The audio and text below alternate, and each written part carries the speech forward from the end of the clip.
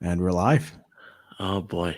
And welcome everyone. My name is Amos Joseph, joined by my co-host Brook Potter, and this is the 10K Run podcast. How's it going, Brook?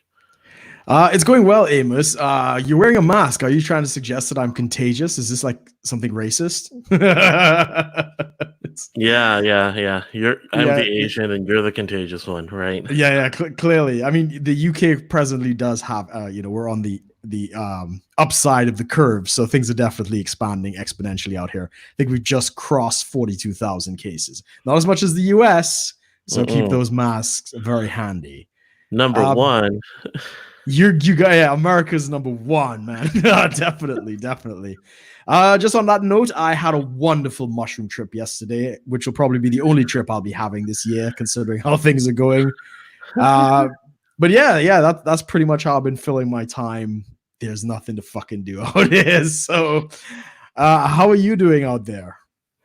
I'm doing good. By the way, everyone, I'm just wearing the mask just as a little, just kind of just to show off. I mean, I'm not actually sick, so don't worry, guys. Um I thought I would just do this in the beginning, kind of have a little fun with you guys, but no, everything's okay. Everything's okay. Don't worry. You don't have the Rona, is that what you're I don't saying? have the Rona. Nope. You definitely need a haircut, bro. Yeah, no, that was kind of part of it. Is I thought I'd let me try to hide as much of my face as I can, just for fun. See how that goes. But no, Fair enough. I'm fine. Been checking myself obviously every day, kind of just making sure I'm not short of breath and not feeling sick or anything. Uh, no dry coughs or anything. I mean, I've told people plenty. I've got like seasonal allergies plenty, and that's the fun Right. one. Is people are like, that was this meme going around saying, I have to make sure, do I have the seasonal allergies or am I going to be dead in 5 days, kind of thing. Because it is allergy season as well, right? It's like flu season, Yeah, allergy season, all of yeah. the above, right? So I had a cough. I had like an on and off cough for a couple weeks during this whole thing happening. Um, and yeah, it's people. I mean, I haven't had the experience like some people with the getting seen in public um, and people kind of like looking at you funny because you're coughing or whatever. Yeah, definitely.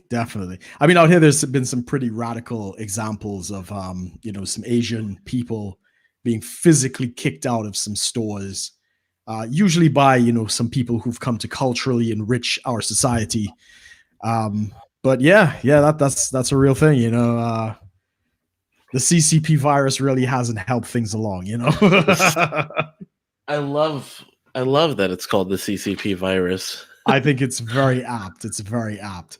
And I mean, there's more and more evidence coming out that this thing definitely looks like it's come out of the lab in Wuhan. Oh boy. The report I heard early on. It seems to be vindicated. So I think I shared a video with you about the guy who said he found the source and he traced it back to the virology lab in Wuhan and the job placements and how those people are now missing. And I mean, yeah, I mean, it's obviously not conclusive evidence, but it's definitely being scrubbed really hard by the CCP, because if it is that, they're on the line for a lot of damages. If it is, there was a containment breach and this is all their fault. So we shall see. Right.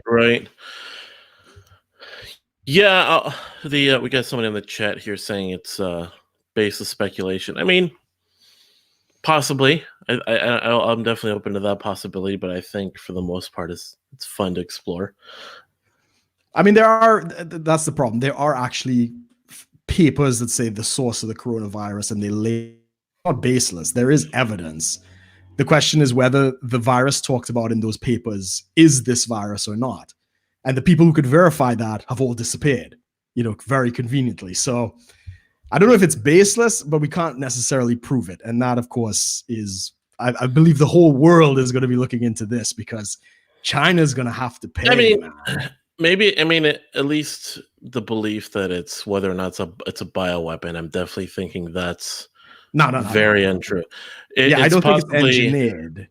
Yeah, I mean, but the whole thing with coronaviruses that come out of China, they probably have so many of them that they're studying in whatever labs that are out there that, one got out somehow. So Yeah. that's probably more It's possible. not the idea that, and this is where people are getting confused. Nobody's saying it's an engineered virus, right? The Yeah. advertisement that was put out by the Virology Institute was we found a new coronavirus that has human implications, and they were looking for specialists to come on board.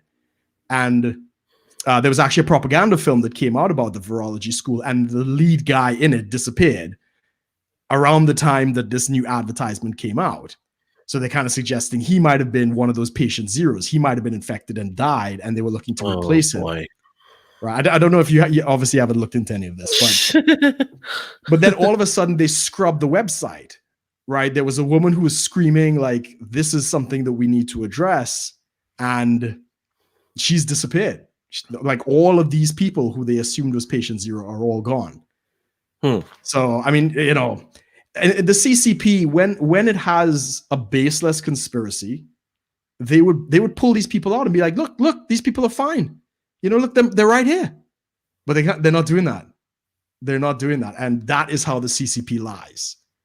I'm not saying it's evidence, but again, they're scrubbing everything. The website has been scrubbed. Their pictures and stuff have been taken down. The paper has been taken out. Thankfully, a lot of people have copied it. So even, the U.S. intelligence is kind of now saying there might be something to this. So we'll just have to wait and see, man. Investigation's ongoing. It's always ongoing.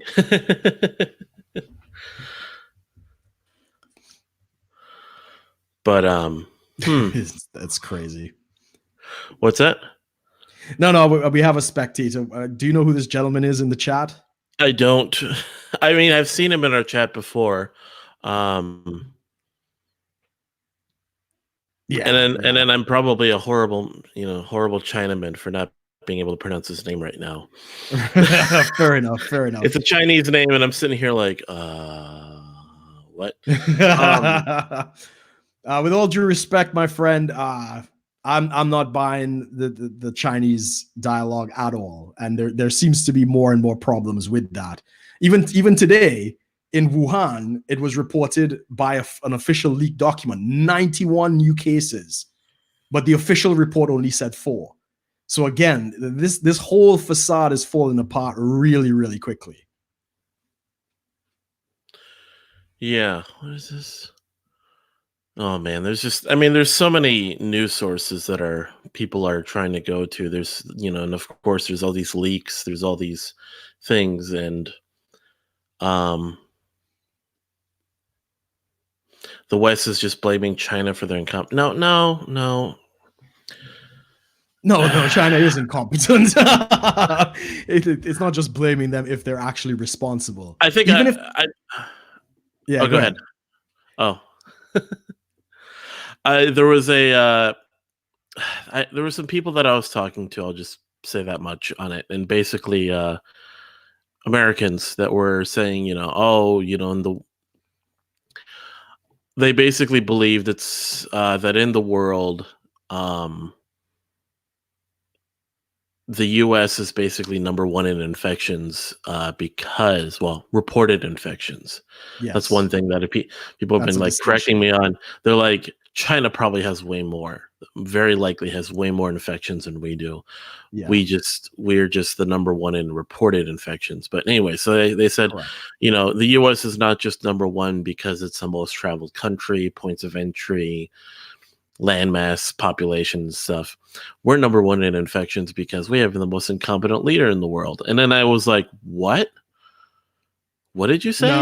No, that's not even close.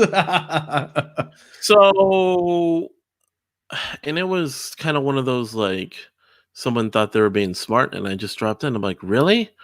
We have the incompetent leader versus the guy who has concentration camps versus the country who told people to hug each other because more racism and, in Italy, and basically become one of the deadliest places for the disease. Yes, it's attacking a lot of old people, but at the same time, it's still, it's deadly as deadly. A lot of people are dying. People are dying way too soon, and way too many of them are dying. You can look at all these other countries. I said pretty much your competent, and I've talked to people that like have looked into it, like other Americans that are like, they might not like Trump, but at least he did something. Like the things that he is doing, at least are. Some countries apparently weren't doing as much as what he did until he started doing it. I mean, this is the big thing that's going on now. Is at the end of January, I believe, Trump banned all travel from China. And of course, all of the Democrats were screeching racism and all this other shit, right? Which is when they deleted those. They deleted those tweets right after people were realizing it was a good. I mean, we have Nancy Pelosi going down to Chinatown in the midst of the Lunar Festival, which was the heights of the outbreak in Wuhan, and she's like, "There's nothing to fear. Come out, join the celebrations in California." The same thing. I think she was in New York as either New York or one of them. And you had the mayor of New York coming out and saying the same thing when there was clear evidence to suggest, look, this is something that we should be, cautious of. So, and at that time, the Democrats weren't saying anything about coronavirus. They were all about impeachment, right? They were all about Orange Man bad. Yeah. And I'll say this. So people want to go and like point it at like, you got some Republican types, right-wing types that are kind of saying like this whole thing is one big hoax by the Democrats. The reason why it's going across the country, it's a big scheme to seize civil liberties and whatnot, screw over the population and stuff like that. Right. Yes and no. So the breakdown of civil liberties, limiting travel, limiting businesses, telling people they have to stay home. Some states even going as far as having police arrest people for breaking isolation orders and such. Government's not smart enough to create a situation per se, but at least they're smart enough to seize a situation. Correct. The whole thing, people talking about the government overreacting as an excuse to seize certain powers and stuff. It's like, definitely possible, but it's more of seizing the opportunity rather than creating an opportunity. So the disease is alive and well and doing its thing, spreading across the world. That is true. It's not some engineered thing. It's not some hoax. Correct. It is the reported cases. I have fairly good faith in that the reported infections and stuff that are going around, the deaths, pretty accurate. I don't see much of a reason to try to like stall that. If anything, they're going to do their absolute best to try to like get those numbers out there so that people, to try to seize more of the opportunity to create more fear, more uncertainty, to then institute more actions, but only to a point. Like there's a limit to that. There's not some deep state cover up that's probably out there trying to just completely send this country into martial law by the end of the year or something like that. I'd agree. And to what end? Like that's the big question. Like okay, so let's just say hypothetically the Democrats have engineered this to quote unquote steal civil liberties and all that good stuff, and they implement martial law. Then what? How does that benefit anybody? How does that benefit them? People will fight back. Correct. How does that benefit the Democrats? Like, exactly. There is no win in that scenario. So really, it's just kind of like a bit of a power trip for the time being to seize and kind of do what they want with until things slowly go back to normal. That's what I think, at least. I agree, but I don't buy these ideas. I don't understand, especially a lot of Christians out there believe, they're gonna start rounding up people and throwing them in emergency FEMA camps. I'm like, what for? And then they're gonna irradiate us with those 5G signals, right? Yeah. Like, what for? If you kill the population, society is over. Like, you cannot maintain wealth and power if all the wealth is destroyed and society collapses. This makes no sense. So I never understood these theories. I always ask, well, what is the purpose? Like, who wins? Who benefits from all of these conspiracy theories? And it just doesn't make sense, especially in the election year when the Democrats need a win. Yeah. This is not the time to be engineering any kind of social takeover. By the way, you want to quickly touch on 5G because everyone's going nuts about I that. don't know much about the 5G. I want to touch on one thing that I think might be good with you before we move off of the virus. We have a mutual friend who's like all about my social healthcare and my universal healthcare and all this shit, right? Right. And he's been pointing to Taiwan and their system as some kind of evidence that socialized healthcare is the solution. Which I've debunked plenty of times with people. Correct.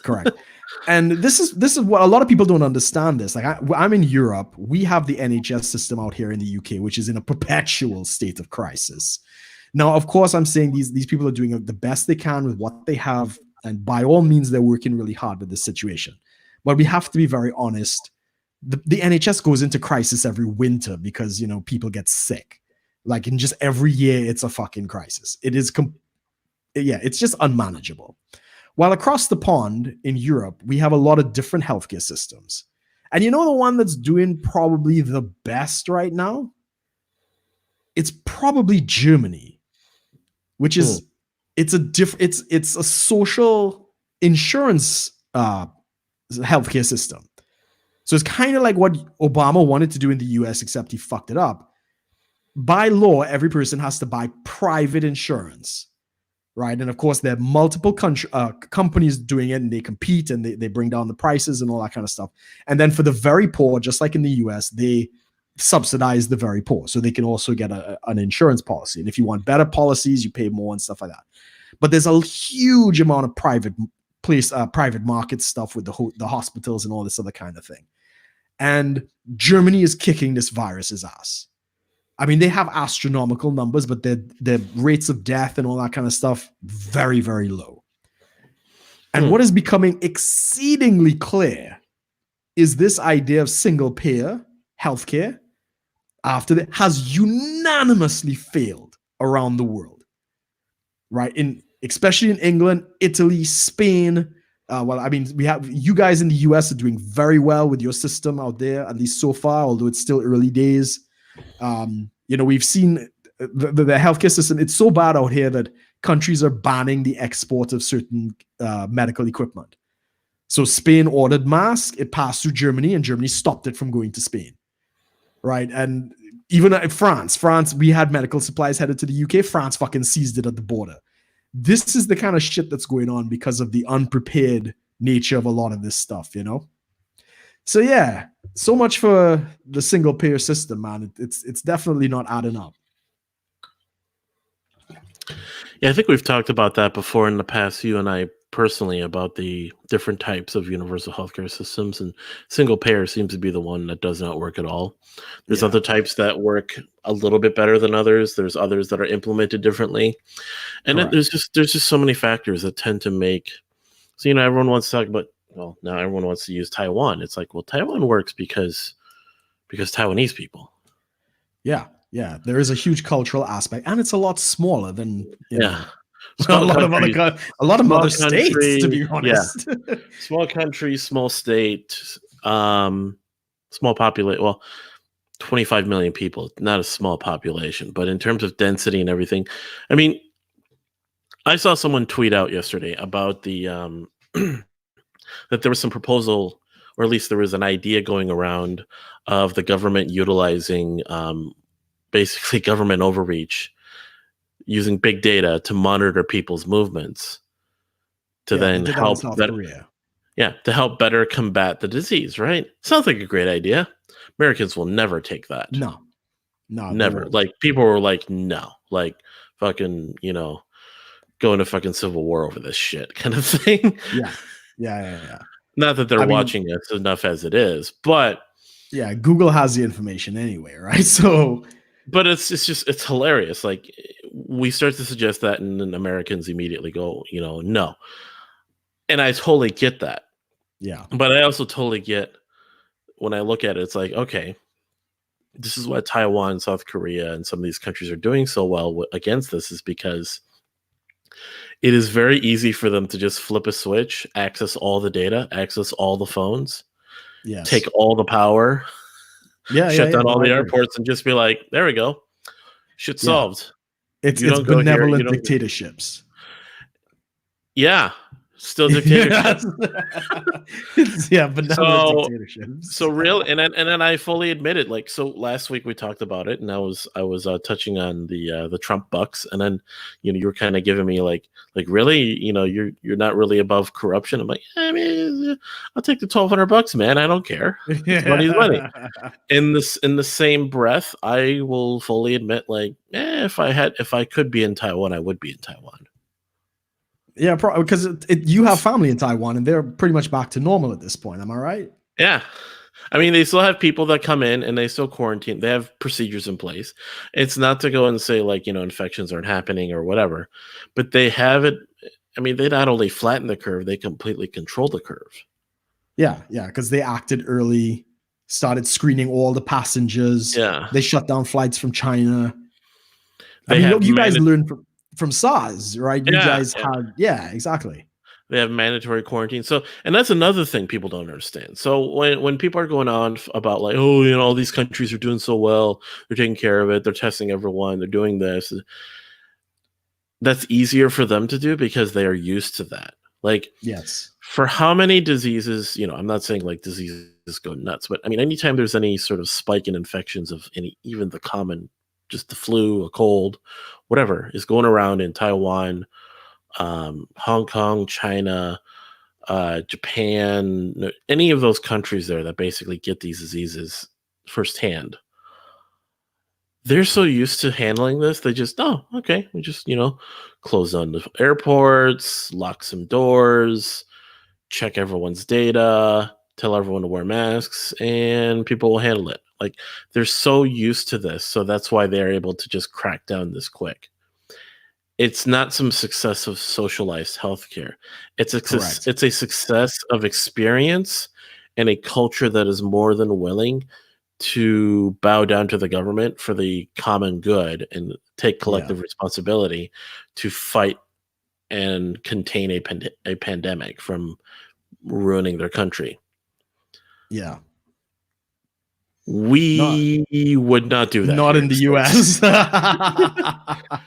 Yeah, Um, quite right. and I'll look at it and be like, yeah, and I totally understand why. And in principle, it is sound. It is a failing of that more individualistic, freedom-minded kind of society, which you're going to have drawbacks. Sure. The individualism and all this has helped us get to where we are, but it's also going to stop us from going to certain places. Well, that's yet to be seen. Not necessarily Yeah. not necessarily like better places or good places. It's just there's certain places that we just won't go to because of the views we have. And we have to deal with situations a lot differently. There when a pandemic comes through, there's a little bit more of the survival of the fittest versus save everyone. Yeah. But that's, you know, you want to criticize that and say that's one thing that America is, it doesn't handle well. It's like, yeah, true. That's a valid criticism. I'm still not going to be the one that's going to go out there and be like, we need to take collective responsibility and let the government take care of this. No, I would still be like, no, freedom all the way. But if I was in Taiwan and things were the way they were, I'd just be like, all right, people who are like, I guess not. I'll just say people who aren't idiots can Right. usually handle just a little bit of authoritarianism for the greater good until shit hits the fan. So if Taiwan somehow just went into full blown tyranny, I'm sure something will happen as a result of that. I'm sure it'll be some kind of revolution. It seems like out there is a kind of a love affair with revolution. So that's probably a good thing. Not as much here, which is becoming an issue, because we have, I mean, obviously not to the same degree, but we have that individualistic mentality out here in the UK. The plucky Brit, march on Britannia, that kind of stuff. And right now we have You guys got that from us. No, it's the other way around because the people who founded your country came from us. So really and truly, y'all have the legacy of the British Revolution. But that's a whole other story, right? Yeah. So right now, what's that? I'm like, we just can't admit it. We're the freedom people, not you. I mean, y'all won. We lost, which is the UK lost their revolution. So anyway, so right now we're not supposed to really be outside. We have limited movement, emergencies, vital supplies, that kind of stuff. But today is a beautiful day out here in the UK. It's probably like 20 degrees, maybe outside. Sun is shining, blue skies. And you go outside and everybody is outside, right? And they're walking about. And my flatmate, he went out to there's some gardens not too far from where I live. And he went out and he sat on a bench. And now suddenly the police are showing up saying, hey, you can't just sit there. You got to move on. And he was so pissed at that I don't know what it is, like a park warden, not quite the police, maybe the park warden, and they threatened to call the police and all this other kind of stuff. And that's really starting to rub people the wrong way. Now, I'm not saying it's the government. I think the police out here are taking a little too much advantage of the situation and flexing a little too much. And they're all too keen to do that. Basically, Tony Blair gave them ridiculous power after 9/11, and I think September 10th was the London bombings. So things out here with the police are just very, very tense. And they're suggesting on the news that, hey, they're probably going to lock us down even more. They're going to take away our right to exercise. You're not allowed to go outside at all, period, end of. And you can hear people just at the thought of it, the rumblings are like, fuck no, we're not going to be doing that. You do not have the right to overextend that much. And I think if the government did that, then there would be a huge public outcry. Like they crushed the last, conservative government over Brexit for, fucking up the people's choice. If they start doing this, I think there'll be government issue, real rebellion against the government as well. So it's not to the level of the Chinese and like Hong Kong or the French for that matter. They love a revolution. But yeah, it's definitely on the fringes at this point. Yeah, the thing about being outdoors is, from what I've heard, is it's not like you're perfectly safe outside, but being outside, especially if you're just on your own or you're just with like maybe one or two other people, the disease is not spreading when you're outside per se. Like there's this concern about it being airborne. It's like, no, it's airborne through a limited distance because of the droplets that you cough out, if you are even infected to begin with. Correct. So really, that's why the social distancing comes in. So really, when you're outside, and if you were somehow, in the midst of a crowd that was full of infected people, as long as you're like, at that point, maybe 10 feet away, and if they're all coughing and there was no wind, you're probably fine. Yeah, out here, it's just over 6 feet to about 2 meters. If you are sick, they advise you to wear a mask. Even like the mask that you have there, that's probably not as effective. Because it doesn't it's not your N90. It's not an N95. Right. But if you were sick and you coughed with the mask on, it contains it to like the droplets. That's what it's for. Yeah, definitely. Also known as, I think I've sent you the meme, also known as 2 Ben Shapiros. Yeah. Did you send me that? I thought I sent that to somebody. No, I must have sent that to somebody else. But yeah, I saw that one. That was very funny. And then of course there's the question of, do the fucking masks work, right? Because like I think 30% of the medical equipment that came out of China doesn't fucking work. And the testing that they sent to Spain, only 30% accurate. This. Really or there were the testing kits that were infected. Yes, yeah, a lot of medical supplies came over. We had that in the UK as well. The medical supplies were stopped because they were infected. All of the masks and everything already had corona. So yeah, China's making a real mess of this, man. I think they've nationalized. China asshole. That's it. They nationalized the 3M factory out in China, but they're not allowing the exports. They're blocking exports to America, which is.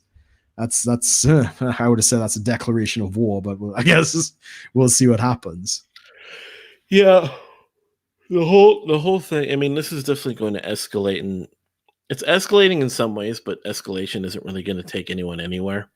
It's more so going to really force the rest of the world, at least the countries who have very strong dealings with China, are going to reconsider a lot of things. Yeah. I've talked to some people, and I've told people this. One of the things I like to do a lot of is I like to talk to a lot of different people of different beliefs, and I've definitely had my fair share of talking to anyone from, your more left wing, your right wing, kind of all across the political spectrum, and your more nationalist, more isolationist types that I've talked to are kind of saying like this is a good way to show America, kind of like how our Americans in general, that we shouldn't be so reliant on other countries to supply us with, cheap labor, cheap goods, stuff like that. Correct. While here we are in the States relying so heavily on like the service industry that the moment this hits, millions are unemployed because restaurants and other types of service industries that are basically at risk. Correct. Um, and so, and some of these nationalist types will kind of like force it towards like, oh, we need to like, hire Americans with proper wages. I'm like, no, I think we're past that. I think the Yeah. next step, and then here's where the people start freaking out. It's like maybe instead of buying all this stuff from China, we just automate our own factories to do most of the work. I think that's what's coming. So while we're free, so you have your service workers and all this that are losing jobs. So, they're eventually going to go back to work and stuff. And there's going to be a recovery in the restaurant industry and all this and service industries. Fine. But at the same time, there should be real heavy, real strong pushes to start to automate for a lot of these goods that we get from other countries, so that, and it might actually create some more jobs in other fields. Because now you got to hire people that are basically technicians and managers that are watching over these factories that are just running. Sure. There's even machines that we can employ to do things that, to almost completely just replace our dependence on China. Yeah, of course. But I mean, you don't even need to do that. In a sense, like a lot of places are now going to Eastern Europe. So Hungary, for instance, they have a lot of plants opening up. China is no longer as competitive and as business friendly a place to do business. This But kind of not even that. manufacturing. Just complete. I mean, not complete, but moving in a direction that starts to cut us off from the reliance on other countries in general. I mean, it'll happen. Hopefully, there'll be a reduction in that, but no country is going to be self sufficient. As long as there's cheaper labor in a different country, you can't compete. I mean, what cheaper labor is there than a robot, though? Well, a robot has a lot of upfront costs that are pretty expensive, right? So the reason you still have, when you compare that you pay somebody in China working in a factory maybe 5,000 US a year, it still costs you 32,000 US to buy a Baxter robot, for instance. It's still cheaper to run the factory in China with the employee. The upfront cost would be too much to then to wait long enough to offset it through profits. Correct. Except in a situation like this, it might become a necessity. So we'll just have to wait and see. We're just going to start making better and cheaper robots. Well, that's what's happening already. Since the Fukushima disaster, which was 2014, 2013, around that time. I can't remember exactly when. The advancements in robotics have been exponential. And the reason for that was nobody could go into the wreckage at Fukushima without dangerous radiation exposure. And they started, the US government, the Japanese government and stuff like that started calling for robots.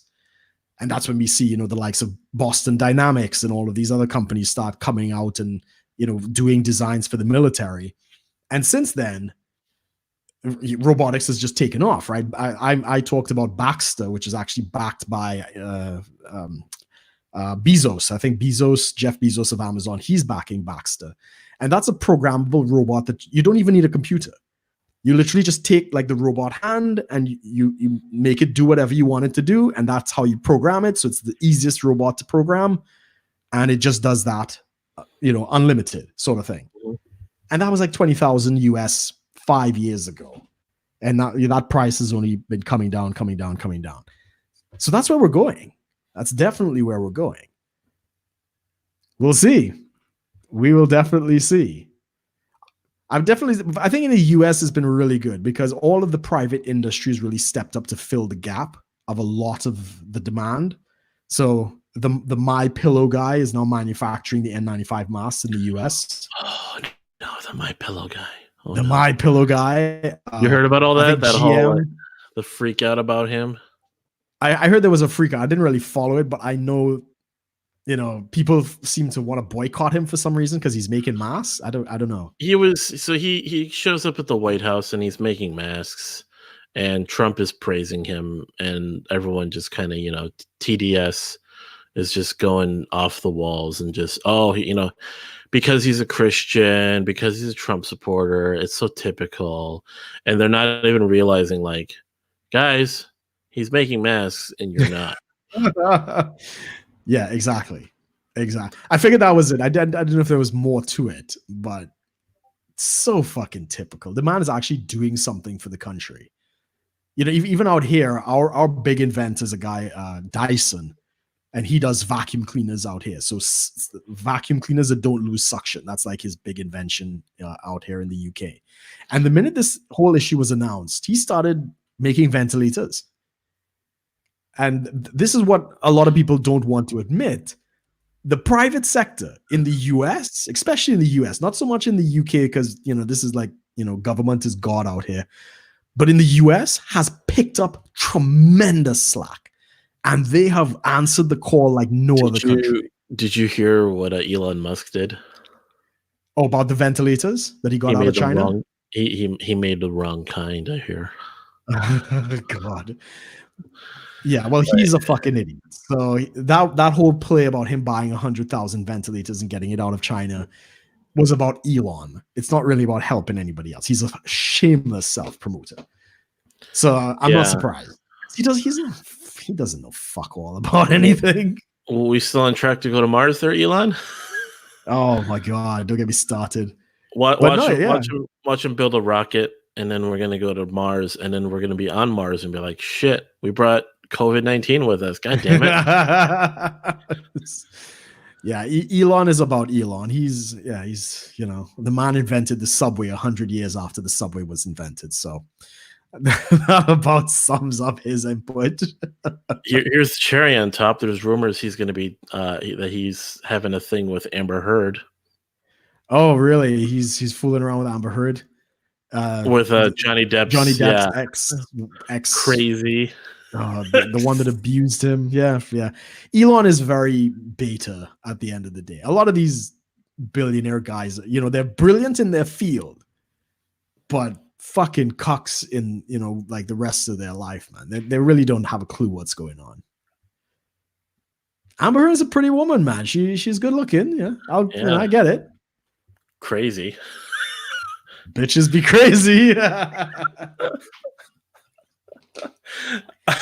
That's rule number 2, man. Do not put your dick in crazy. But most guys don't even understand that.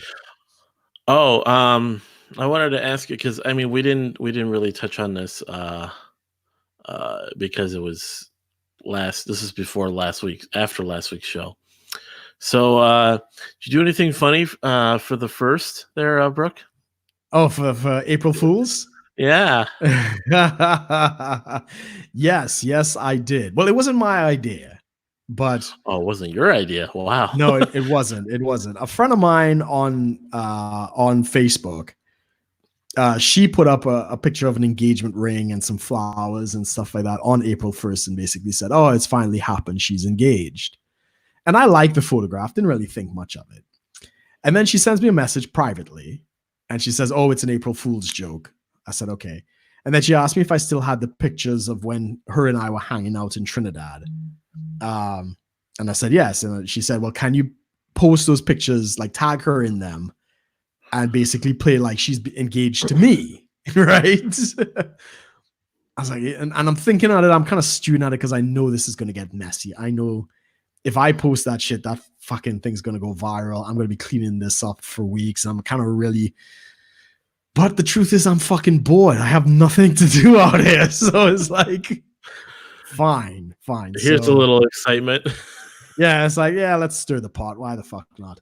So I put up the pictures and I go to Facebook and do live event, engaged to, I wouldn't say her name and all that. I'll protect her identity. And that fucking shit took off, bro. Like I was getting phone calls from friends in Canada and Trinidad and all kinds of things. And, I was kind of worried at that point that somebody was going to tell my mother by mistake. People know. I mean, people know it's a joke, obviously. Not everybody. People who know Yeah. me knew it was a joke. Yeah. Did you want to add the other part to this joke? No, I wouldn't say that. I wouldn't say that out loud. That's not for me to say. Okay. Okay, that's fine. Yeah. That's a very private thing. So I wouldn't go down that road. All But right. let's just say she's a very special lady. Aren't they all? That's they all think so. But Yeah, speaking on that thing, I mean, did you see the whole iDubbbz conspiracy and all this stuff that's going on with him? With his girlfriend and the OnlyFans? Oh, well, I mean, I know. I mean, she goes out there. I mean, she was very attractive and still very attractive. She like went around on Twitter and stuff and started showing off her new tits that she got and probably he paid for. Yes. And then they're still together and happy and stuff. And then she puts out an OnlyFans. Right. That's not the end of the story because then everybody started talking about it. Oh, right? Shit. Was it on April Fool's? No, it wasn't. So of course, Ryan Stone, right, from the fourth R of the Red Pill community, he did a video on it. Who else? Nerdrotic, The Quartering, H3, and was it H3 podcast. H3, yeah. H3. They did a thing. Anyway, it has become a big case about how iDubbbz is basically a cuck. I wouldn't say a simp. Well, maybe he's a simp as well. That's the debate. Is he a cuck or is he a simp? Because other people are getting off on your girl and you have no problem with it. I'm not sure exactly what category that falls into. I mean, if guys are, save like, nudes or whatever that are on the internet. If I was like dating someone, sleeping with someone that's like knowing there's guys out there, whatever, I'm kind of like, I'm the one that's fucking her, so yeah, I get that, and that's a philosophy that I preach. Like, if people are interested in your girl, that's fine. That's a compliment, right? So if you have an attractive woman and guys are interested, that's a compliment. But if your girl is showing reciprocal interest back to the guys, that's the problem. And she's getting money from this, like. It's not the same thing as attention. For me, though. Yeah. It's not attention, but there is something in it for her. Right. Yeah. And I've told you, like, I mean, the world of dating as it is, online dating, you get a lot of these chicks that are like, you want to buy my premium Snapchat for, $40 or whatever. And I'm just like, no. I'll ask them, I'm like, do you want to just meet up? And they're like, well, you can pay me and we can meet up. I'm like, no, like just, or some of them will try to like make it a big deal and be like, oh, like, are you okay that I'm like a this or that? I'm doing this. And if we met up, and I'm like, doesn't really matter. I mean, I think I've told you a couple of these that they would ask me like, I'm like, every now and then I'll find one that's a cam girl, and then I'm like, oh, no wonder she's so open and honest to talk to me. Yeah. I'm a cam girl. Are you okay with it? I'm like, do you want me to be in your videos? Well, no. Then we're fine. I don't really care. But then you get to there's that weird place. It's like, okay, if we meet up, we get along, and then we have sex or whatever, and you go do what you're doing and whatever, I'm not really going to care too much. But then, sure, but you're not engaged to them. That's the difference. I'm not engaged to them. I'm not going to, you're not going to make that a long-term kind of thing anyway. People on the internet like to use this phrase as a meme. Doesn't matter, had sex. And that's kind of what it is. It's and guys are, some guys get too caught up in that. Um, and then the Yeah. women sit there and wonder, like, why didn't he stick around? Well, I don't know. You tell me. Yeah, I agree. I agree.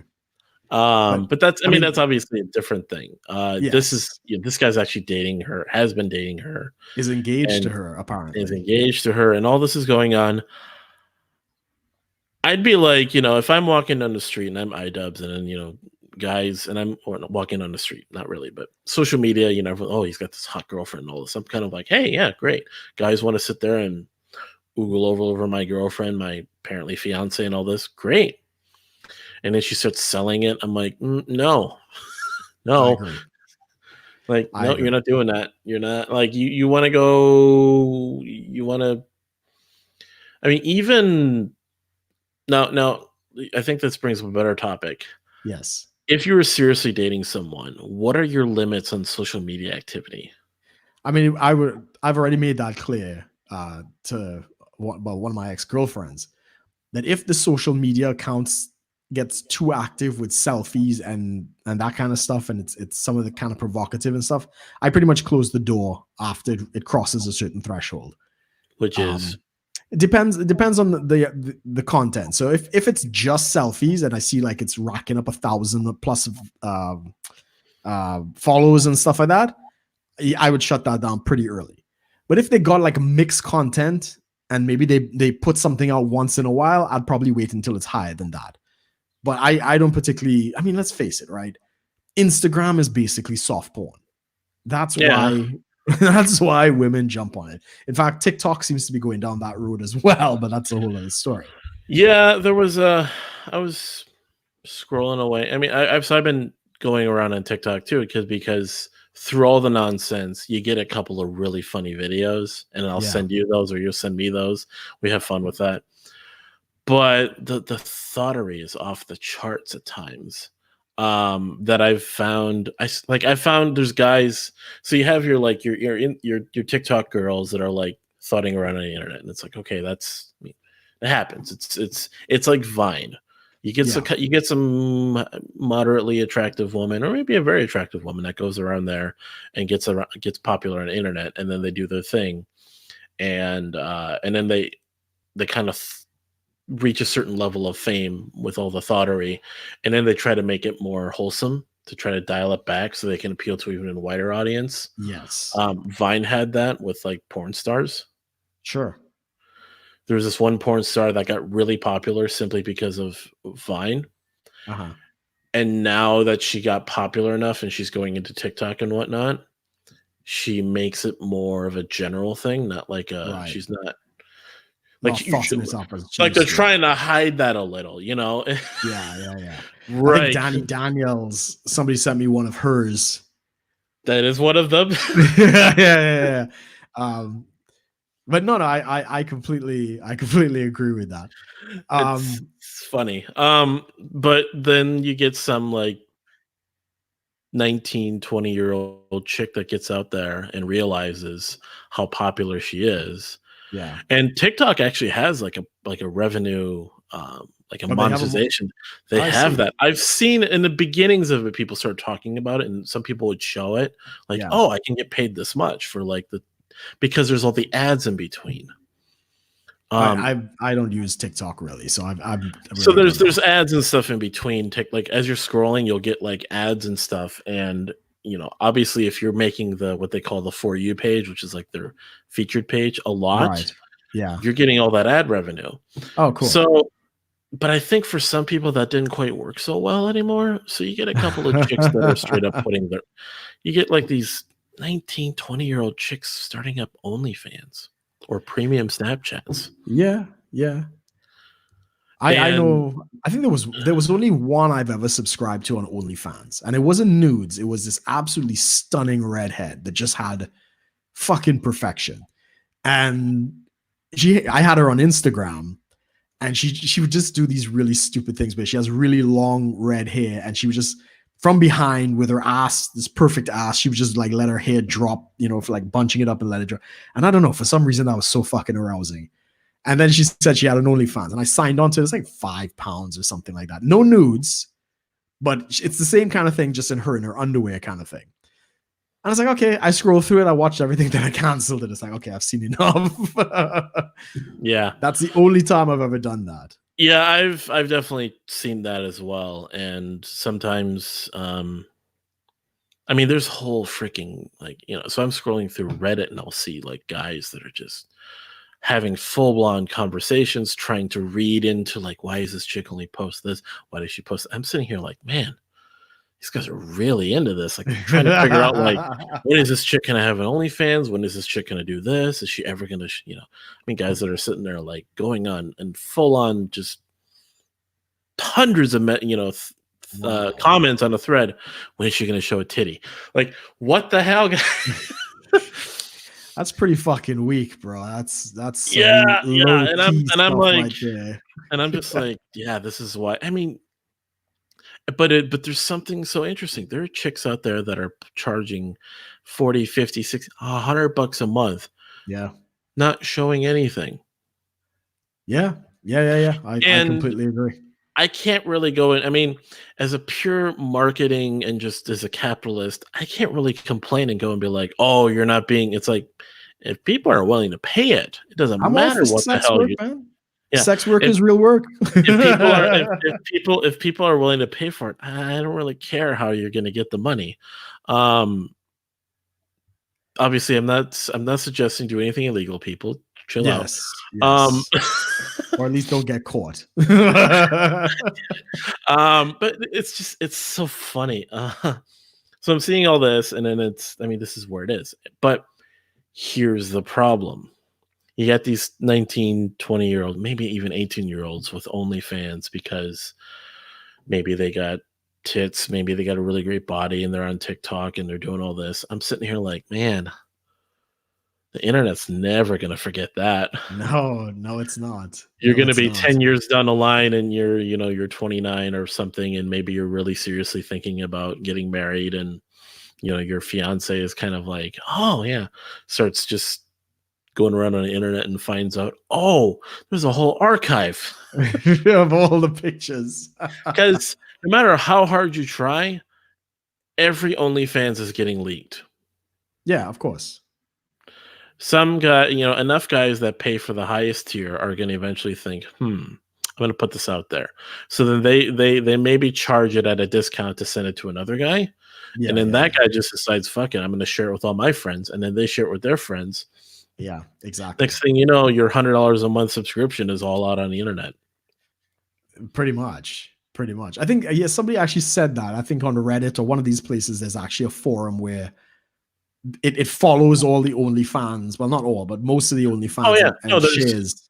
There's an OnlyFans leaked. There's a Patreon leaked. There's a premium Snapchat leak. There's whole Discord servers where you can just type in a search for a name and it comes out. And there are chicks that will try to hire people to go out and like copyright strike all these things on every site. You're not going to get them all. Yeah. Because someone somewhere still has an archive, and they're going to blow that stuff up as soon as either they stop getting taken down, or that person stops doing their whatever they're doing. But still, though, it is out there. Yeah, the internet never forgets. And that kind of limits your choices for a man. Yeah, no, I agree. And as Brian is saying there, the internet has completely fucked up the sexual marketplace, and the gender dynamics between men and women. Yeah, like somebody actually messaged me privately, one of these Christian guys, because on my Facebook I've been posting a lot of like really stupid videos and jokes about porn and women masturbating so hard they break their dildos and shit like that, right? So I get this Christian guy, who kind of messages me like, what is I have a sense of humor, but don't you think you're kind of stepping over the line and whatever? Oh, is this you were telling me about this, right? Yeah, I probably mentioned who it is. Yeah. So he went to task on me, and him and me were having a conversation in the background. And I really, at one point I kind of really dug into him. I didn't give him the full thing because he doesn't have any red pill knowledge. He doesn't understand intergender dynamics. And he's basically, oh, well, sex is for marriage and this, that, and the other and stuff like that. And I say, I understand what you're saying. And when Paul wrote, certain things and you interpret it that way, okay, now tell me that. Tell me that I have to maintain my virginity. I'm not married. I'm almost 40, right? The women that I'm dealing with are now competing with men all around the world. So the internet has completely screwed up the dynamics between men and women. Feminism has completely screwed up the dynamic between men and women. Birth control has completely screwed up the relationship between men and women. And abortion has completely screwed up the relationship between men and women. All of those factored in. You're going to try and tell me that the morality of 2,000 years ago still applies in this scenario? And I'm saying, while I understand what you're saying and you're trying to be moral and stuff like that, that's not an answer to real life. And then you really dig into it. You kind of confront them on the real issues. You kind of go, okay, so you want to use true biblical marriage. Yes. Then you can have more than one wife, right? You want to have more than one wife. You want to treat women as property. You want to raise kids to your brother. Yeah. You want to be, if you're the second brother and your older brother dies, you have to take her, you know. Now you have, and maybe kids for your brother, not even your kids, right? yeah. You take her, and maybe, I don't know, maybe you want to, maybe she's hot, I don't know, but still, it's just, but it's just, you get all these like traditions that you really like flesh out with them, and then they kind of go, oh, and then it's like, you don't really hear any clear case for the marriage that evangelical types try to push for today. I agree. And so then there's that, and then they try to talk about like sexual immorality and stuff, but it's like, well, sexual immorality of the time was not paying for a hooker, pretty much. And I mean, there is a little bit more to it than that. Okay, don't sleep with your sister or your mother or like close family. There's a very interesting verse in those in the law of Moses about sexual morality, and there's one that actually says, "Do not have sex with a mother and a daughter at the same time." It's all right to have sex with two women at the same time. Just make sure they're not real, mother and daughter. That's kind of the implication of what the verse says, right? And as well as all the other stuff, If you want to get really funny with it. Yeah. You could mess with them with like the whole porn aspect, because I know you're making jokes like that. The whole stepmother stepsister genre, because they're not technically your mother or sister. Yeah, they're not technically related, right? I mean, depending upon how you want to play that. I know people have like talked about this, but apparently like it's so weird how like stepmother and stepsister porn have basically been on the rise in the last few years. Interesting enough. Yeah. Well, I mean, I don't know anybody who's in that position, but I do know that has been on the rise. And I mean, this is it. And of course, the church has no answer for any of that. It's just, wait till you get married. Morality and stuff. And I try to explain to people, it's like, if that's your morality, that's fine. But the woman has to be of worth, right? She has to be equally following all that morality. And with all of these other influences that are basically destroying, femininity and all these other types of things, that doesn't qualify anymore. Oh yeah, you're like porn star pastors and stuff. Yeah. Shut up and marry these hoes, that kind of thing. And I mean, I don't know if I have another friend. He put out a post like that, like, men need to, step up and take responsibility and get married and and he's like bashing on men, and women are perfect. Women have no issues. They're just fine. Men need to step up. And I wanted to spin around and be like, okay, bro, tell me how you feel about that in a couple of years if she decides to file for divorce rape you for half and take your kid. Yeah, tell me about stepping up then. And here's another thing too, is that whole like women are beautiful and perfect and just marry them up and whatever. I was surprised that even among my more, I mean, obviously not like red pill, like, with stuff that I get into and you and I talk about, but people definitely have, a little bit of I hate the word, but like what it's become, but more woke, we'll just say. Sure. More aware. Yeah. And someone posted like some people have been basically going into these subreddits and finding these really crazy stories to basically get people's opinion. What would you do in this situation? Basically, there was this woman, younger, he's younger than the guy. They're about to get married and stuff. And during the whole self isolation, they kind of went on like a virtual double date and stuff with I think like some other family member who was also dating someone else, and through some cross conversation, and they kind of split off in different ways, like because one of them had to go, like so it was like one of those things where like so two boys, two girls, obviously two couples, and they kind of cross talk to each other. So I talked to the guy's girlfriend, and my girlfriend talks to the boyfriend, the other guy's boyfriend. Anyways, Girlfriend. Yeah. all this stuff. And it was revealed that this chick, she's struggling with this, trying to figure out, like, asking Reddit, what do I do? She's struggling because she's trying to figure out how to basically work things out with her boyfriend, now fiance, because he found out that she had basically, it's suggested that she may have been like gangbanged in college. Right.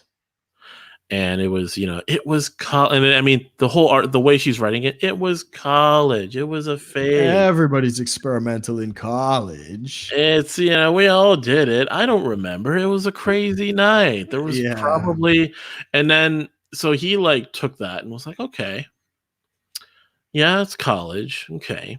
But how come I didn't know about this? It was college. How could I remember? It was all blurry. And then he started to dig deeper. Do you know these guys? Well, I don't really remember. Are you friends with any of them on Facebook? All of them. Really? And he was like, okay. And so kind of revealing all this, and she's kind of playing it off. Oh, it's just my past. And so my friends that I know, through Facebook and stuff, are posting about this. Well,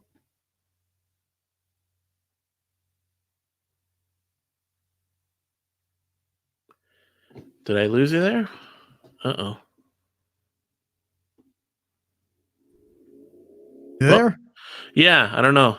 The connection went off for some reason. All right, here we are. Anyways. Yeah. So you were saying, it was all in college and she's friends with all of them.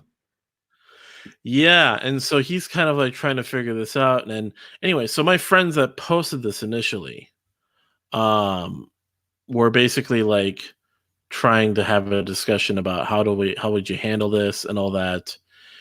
And man, the complete just defense of the whole, it was her past. Everyone has a past.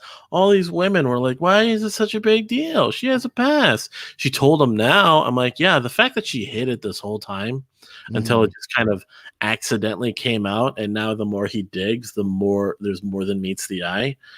That, I think, gives him plenty of justification to at least question this whole thing. And exactly, the fact that she didn't say anything it is an admission. She knows it's wrong. And there's some guys that were like talking about this were maybe a little bit, maybe more along the red pill, were like, okay, yeah, of course everyone has a past, but the fact that this was all hidden the entire time and he has to find out now, yes, by accident, yes, that's a bigger problem. Now, if she like fully admitted, okay, you want to know about me, I had some crazy time in college, I'm not, maybe I was just crazy. If you just fully admitted to a guy, I was crazy in college and probably had a train run on me or something. Right. Guy's probably going to be like, have a little bit more about, okay. I mean, yeah, and then maybe he says, I slept with a few chicks in college or whatever and stuff, whatever. Like, it's different if, I mean, that's the thing too, is when I talk to people and they kind of go, oh, you want a virgin? It's like, no, I mean, I'm not expecting a virgin. Like, you're going to come across a chick that's probably slept with a couple of guys already in her life. Yeah. It's rare to come across a virgin, but at least if she's open and honest about the fact that that is what she's got going on, Yes. then that's fine. But if she's gonna like act like she's just this wholesome thing that has never done a single thing in her life, and then just one day I find out, she was in some hotel room and 15 guys ran a train on her, and then it's pretty serious at that point. I'm probably gonna be like, we'll put you on standby for a few. Yeah, yeah, you will return to the spinning of the plates. Exactly. And then it's and yeah, people don't really people don't get that. They think like you're Women being lie. Men lie too. yes, I think for different reasons.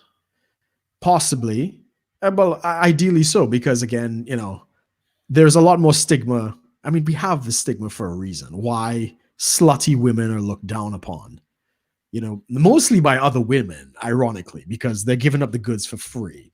And it forces, even the good girls, if they want to compete, they got to give it up too. So again, the sexual revolution has completely fucked up this dynamic. Men lie as well, but it's, as you know, it's different. And when it comes to the sexuality, of course, there's different values. So what would you say is when you say you wouldn't like a woman that's slutty? What number constitutes slutty?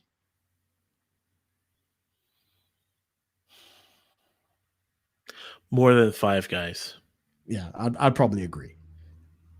Somewhere around there. I mean, maybe I could do maybe 6 because I'm the sixth with the sixth with one of the girls, so I'm giving myself a pass.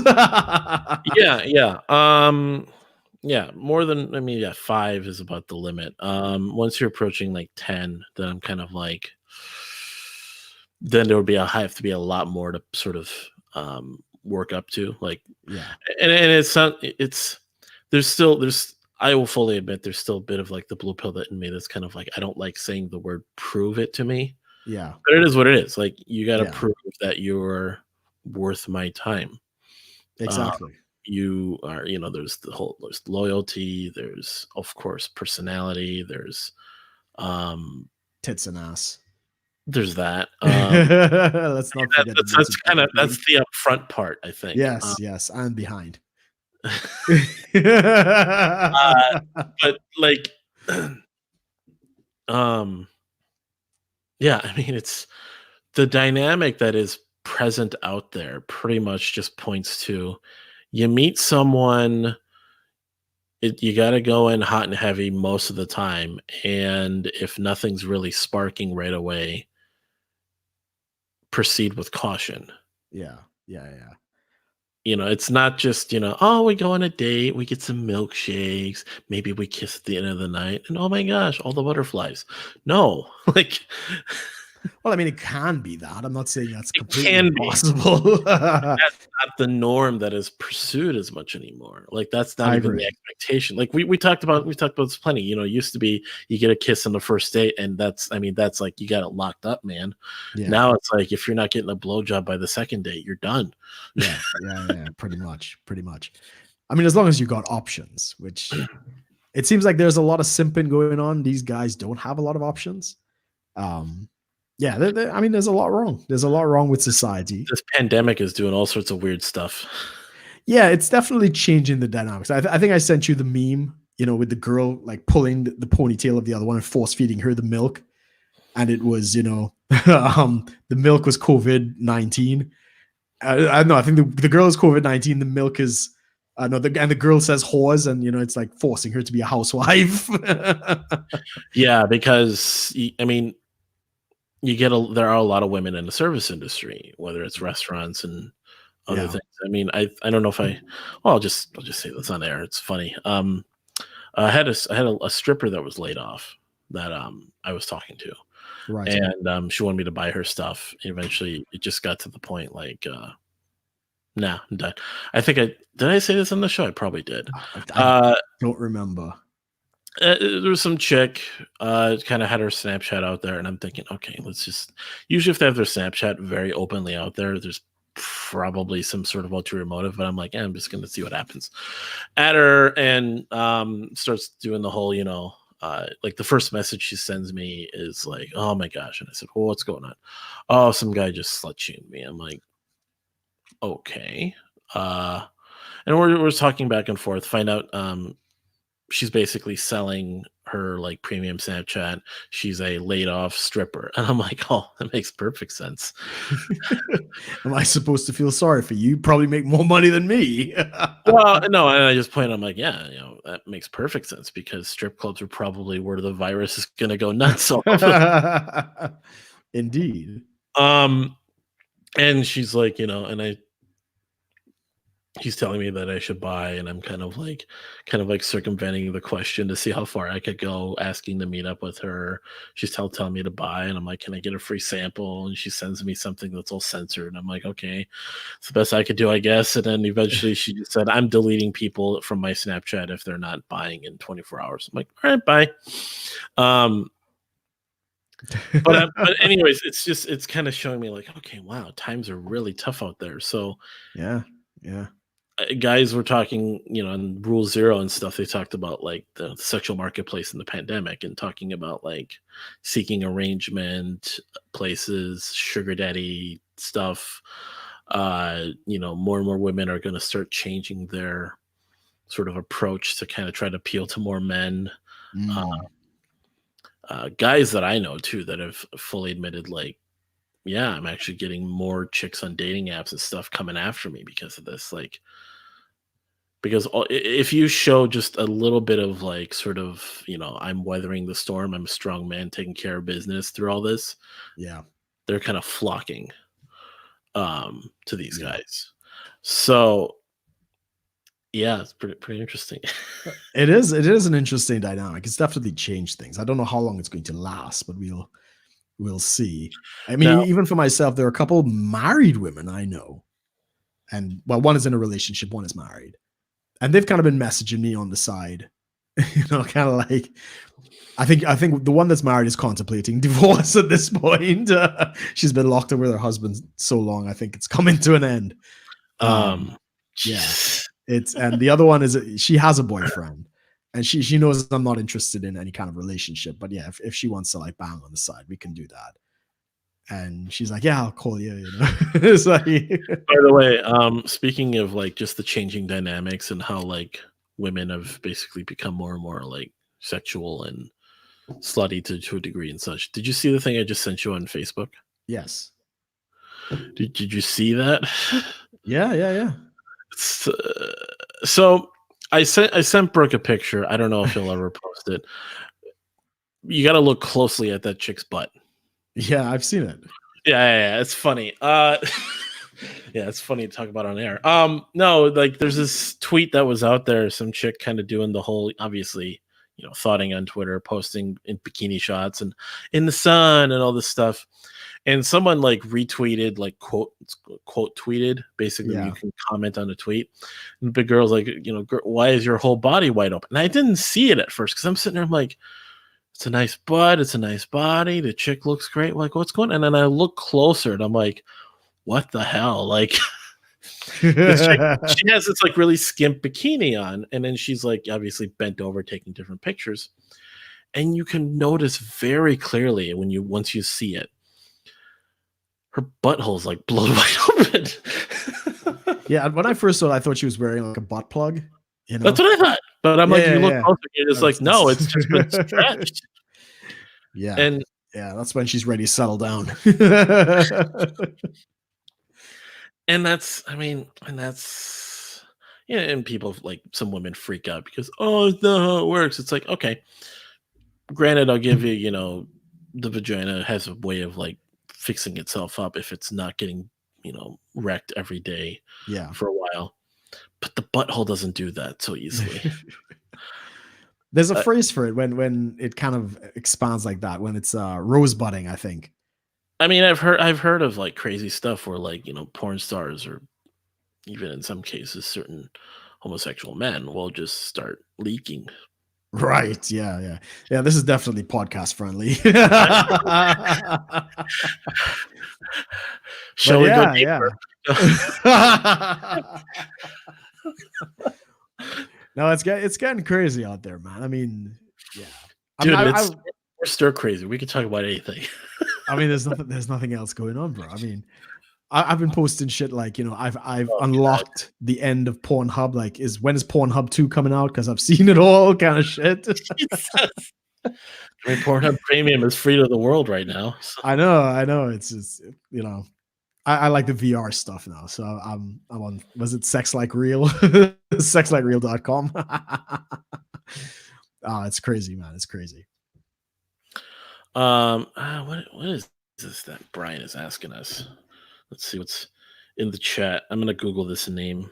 What's that? Oh, Rishi Sunak. That's our I think it's Checker guy in the UK. Exchequer. Exchequer, yeah. He's the finance guy. He's the guy who's basically, because of the pandemic out here, he's unleashed a whole bunch of money to try and support the industries and stuff like that. So he's in charge of the budget of the country. Is he doing like what, he's doing like a stimulus package like we did? Yeah. Not like what you guys have, because you guys actually gave money to every individual. He's what has he done? He's done emergency loan packages. So if your business is a certain size, you can get up to a certain amount, 80% guaranteed by the government. Other things as well, like if you're a small business, you'll be contacted. You could get a grant up to like £10,000, different things like that. But the banks are still treating this like, it's a regular loan, right? They don't understand this is supposed to be emergency funding. And of course, that goes against normal banking procedure. You guys have the same problem with the Small Business Association and the money that Trump has released to them. They're still treating this like it's a business loan. Like you have to have the income and personal guarantees and assets to support it and stuff like that. And the government is out here saying, no, we are backing the loan. This is emergency funding. Even if they cannot pay it back right now, we have to get this money out there because nobody knows what's going to happen. But the banks are not really cooperating. And I think you guys had the same problem, and you're probably going to try and reform it because the bank is in the business of making money. They're not in the business of lending money when it's an emergency. They give you money when you don't need it, not when you actually need it. So yeah, it's definitely going to be a shift. I was going to try for one of the loans as well. I don't think I have the financing to get anything, but we'll see. What, for helping with the move, or? Well, no, I have a company out here. So I would have tried to apply for a loan that, it would have basically paid my salary and got me back into the markets in a substantial way. And they've deferred the payments for an entire year. So I have an entire year to make the interest payments on that, which is, it's actually not a bad deal. I could probably do that. Oh, get back into the markets. Yeah, and get back into, well, it's when the markets require to get back into, but yeah, I would have done that. But I don't think, again, they're not lending. You don't want to just buy up a ton of stuff and ride the recovery? Well, I mean, ideally, I would like more money to buy up more stuff to ride the recovery. So I was going to borrow as much as I could and, use the government funding to do that. But I don't think I'm a qualified. You can't use it for investments. You have to use it for like tangible goods or pay your employees and other shit, they don't need to know that. I know. I'm talking to my accountant to work out what could be done, but I don't think I qualify. So it's a real shame. Iconoclast did a video on him. Oh, he's the guy that wants to be our next prime minister, Rishi Sunak. Yeah. Well, Iconoclast did a thing about our Indian prime minister. I didn't watch it. Yeah, it's possible. I'm not. We're well away from any kind of election, so it's too soon for anything like that. And to be honest, I think what's her name? Preeti Patel, who is our Home Secretary. I think she is much stronger in a position, and she's also East Indian. She's in a much stronger position than Rishi. Rishi may want it, but he got it because the previous guy wanted to raise taxes and Boris didn't want to do that and he kicked him out. And that was I can't remember the guy's name, but so Rishi was a replacement. But Preeti Patel is getting a lot of support from the people, and the cost to being prime minister, generally you have to serve as Home Secretary or a mayor of London. That's kind of the route you go, and that's a stepping stone to the PM position. So Yeah, I mean, it's possible. It's possible. And I mean, they're both very intelligent people, and they do tend to have a lot of conservative values. So we'll see. We'll see what happens. Hmm. Yeah, it's an interesting time out here in the UK. I'm trying to figure out if we're going to be better off than you guys. That's what I'm trying to think of. Over. Yeah, after all of this is over, are we going to survive this better than you guys? And I don't know the answer to that question. I mean, define survive, I mean, you'll survive, right? The question is, what's going to happen to your money? What's going to happen in regards to inflation? Yeah, there's just a lot of questions that are still up in the air. Even your manufacturing and all these other things. We'll see, how that recovers, if that recovers. We don't even know what airlines are going to be running in a couple months. So there's a lot to kind of wade through, Right. Huh.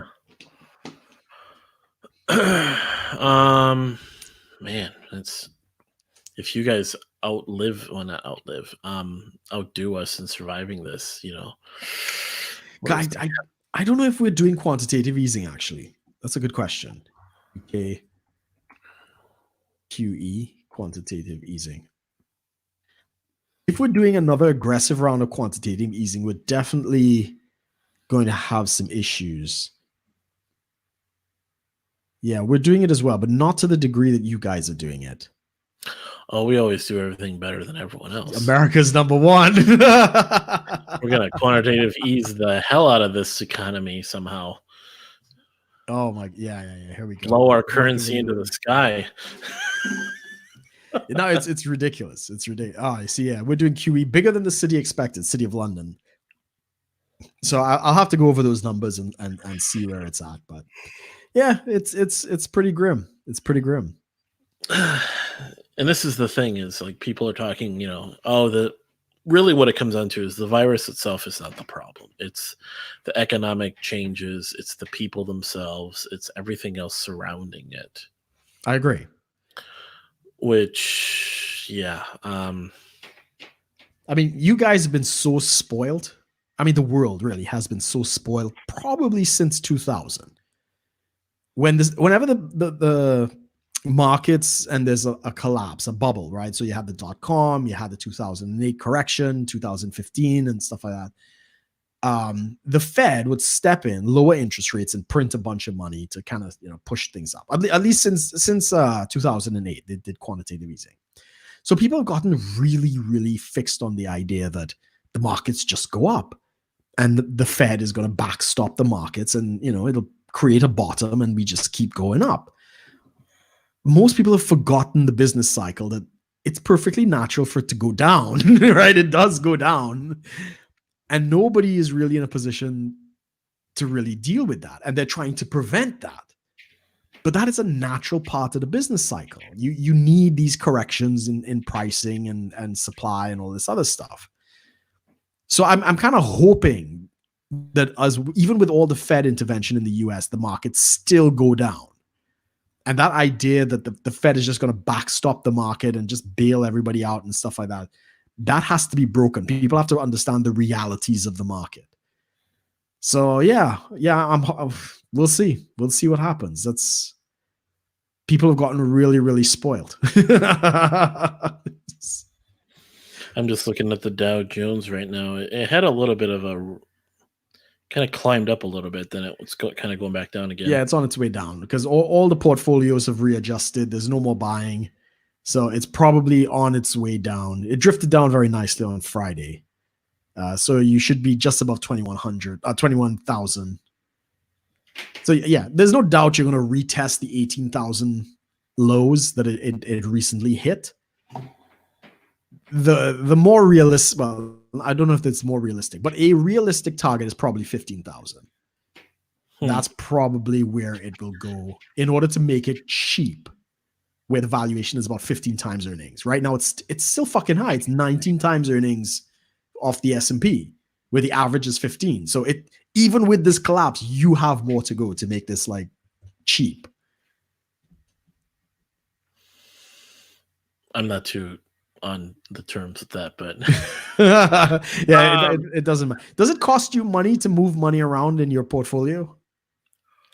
for mine, yes. So every time you move it, there's a fee. Yeah, which is why it's not meant to be moved so much. Right, But right. being it's a special circumstance, the person who helps me handle it is saying, "Let's really wait before we make any big move." Okay. Yeah. Because even the person that's helping me can't waive any of the fees. They have to I have to eat the Right. fees, like Yeah, because that's it's not. So that's the thing is like I don't. It's not really. I guess it's like a portfolio. Is it? It's just a no. fund. Wow. A fund is a portfolio. It's just that you don't manage it. Yeah. Yeah. Anyways,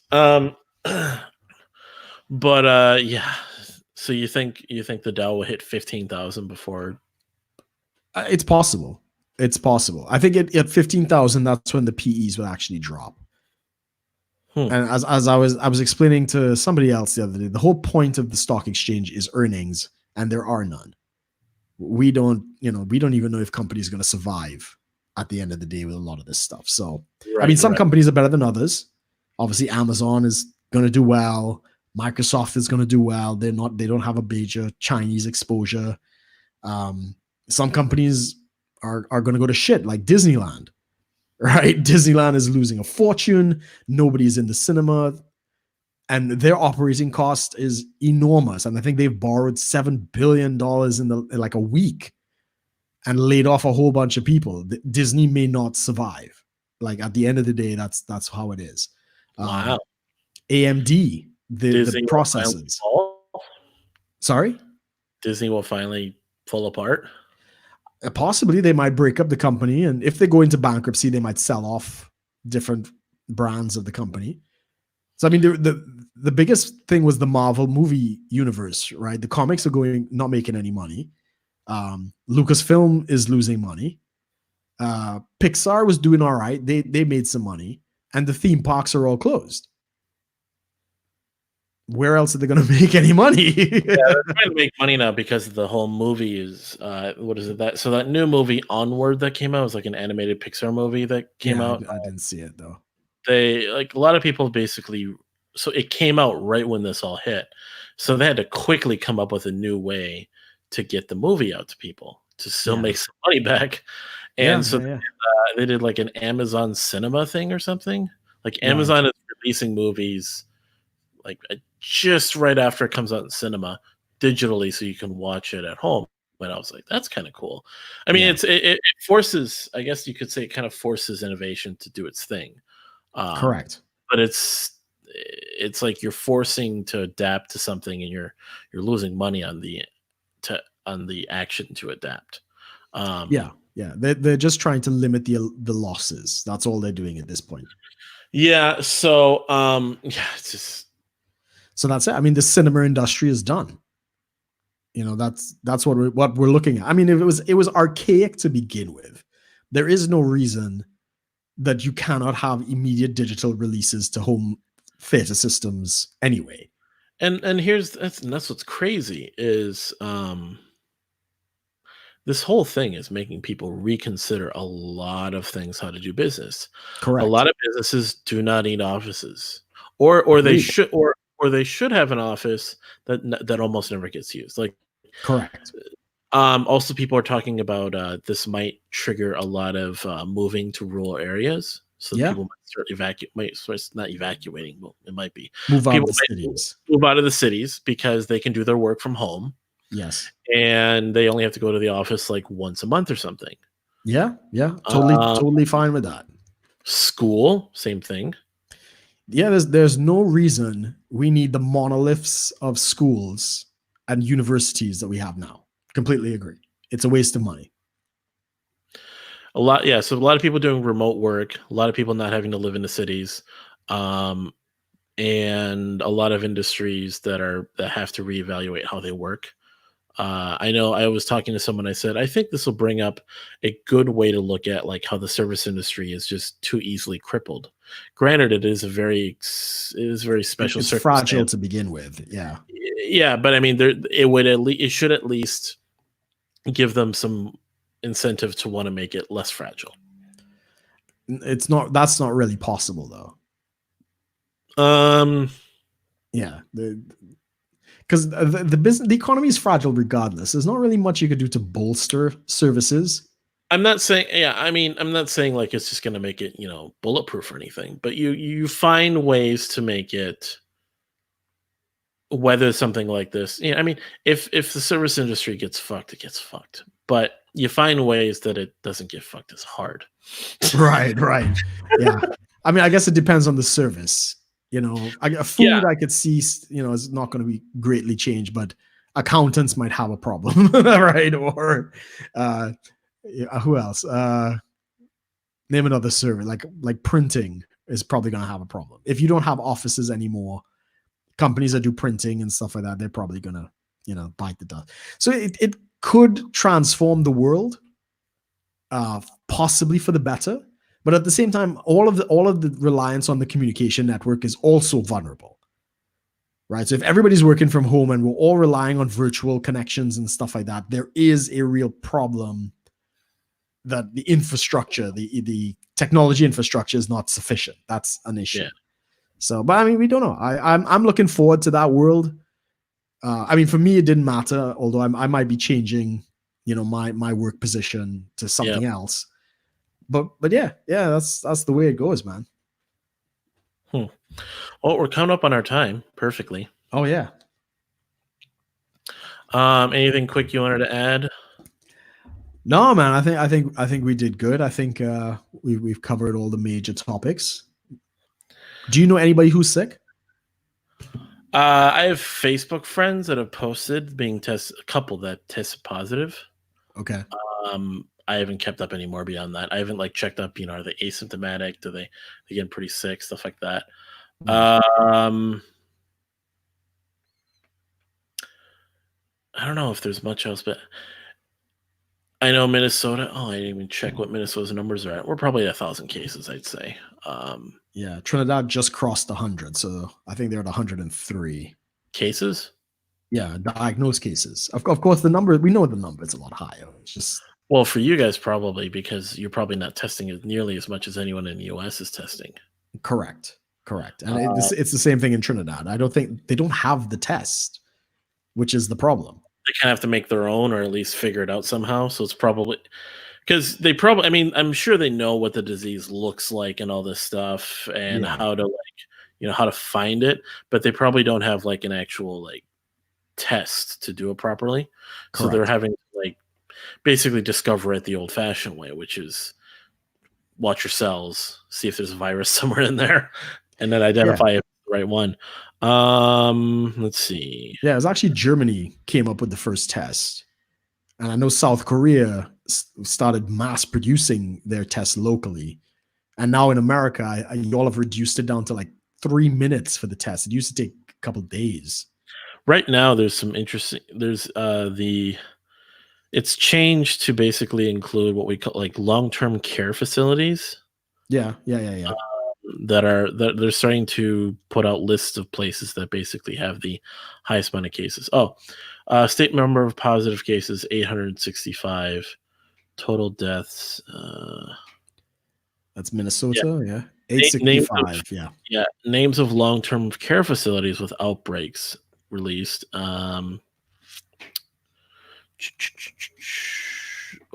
42, 95 in hospital, 42 in intensive care.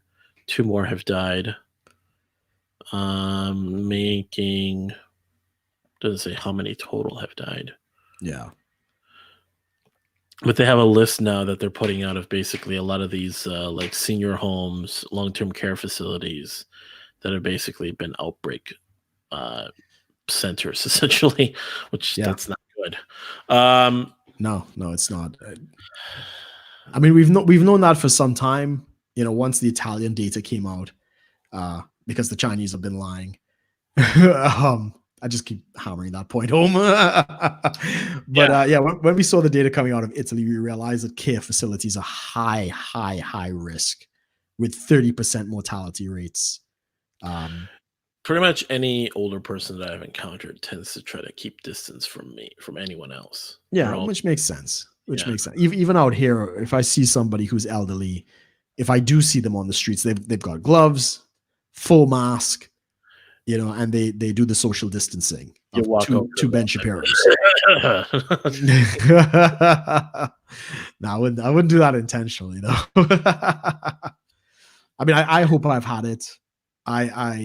So wait, what we really need is the antibody test, because I'm sure, just like you said, even our friend Conk, he mentioned that he knew some people, but they haven't actually been tested. They've had all the symptoms, they've been locked in the house, self-isolated, but they haven't actually done the test. So we don't know what the situation is. And that's why we know the cases are a lot more of who's sick, but the only people we're really testing are people who actually come into the hospitals, Yeah. Man. All right. So cool. Our sponsor. There we go.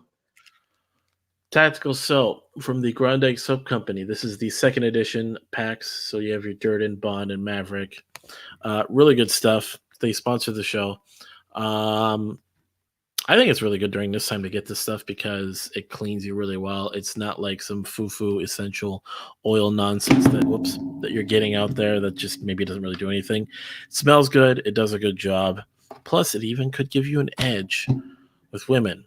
With the ladies. If they could get close enough to smell you. Why would it give you an edge? You want to fill them in? It has pheromones in it. Now, infused. Now, if whether you believe it or not, I've heard a lot of guys test it out. I think just purely from the smell itself, it's already doing you wonders. It's better than just doing like your regular soap cleaning and then spraying yourself with cologne. It actually makes you smell good when you shower with it. Yeah, and what's nice about it is basically you can get 10% off if you enter in the coupon code 10KRUM. That's 10KRUM at the checkout. You get 10% off. And they ship pretty much anywhere in the world, but I definitely recommend it even more for our American friends since shipping is not as crazy for that. Yes. Get the first pack. Actually, what's cool right now is they're doing the 6-pack, which is basically the Durden, the Maverick, and the Bond, the 1 and the 2. So you get 3 of each. Sorry, 1 of each. Total of 6-pack. Yeah. And if you're using it, you can use it to wash your hands, wash your body, even wash your face to a bit. It doesn't fuck up your face, which is nice. It's not drying out your skin. When you wash, I've tried it to wash my face to see how it was. I actually did just fine. You wash your skin, it cleans your skin. It does a good job, but it's not drying out your skin, which is good too. Right, that's good. I don't know if it's just because it's handmade, so it probably has more like traditional ingredients that are more like what is it? Your soaps are usually made from some type of fat. Yes. Fatty type substances. Correct. Versus now probably soaps that are just like congealed into basically this skin drying, testosterone killing nonsense. Just whatever. It's chemicals and all that. Anyways, definitely check them out. What else? Oh, and then of course check out our Subscribe Star, which we have a lot of good perks there. All the links, of course, below. Anything else, Brooke? No. I think we've covered the gauntlet. We'll put all the links below. Please, also find us on all major podcast platforms. And share it out, guys. Let's get some people listening in. Yep. Anyways, thanks everyone for joining us. Of course, we will see you guys next week. Thanks for watching, guys.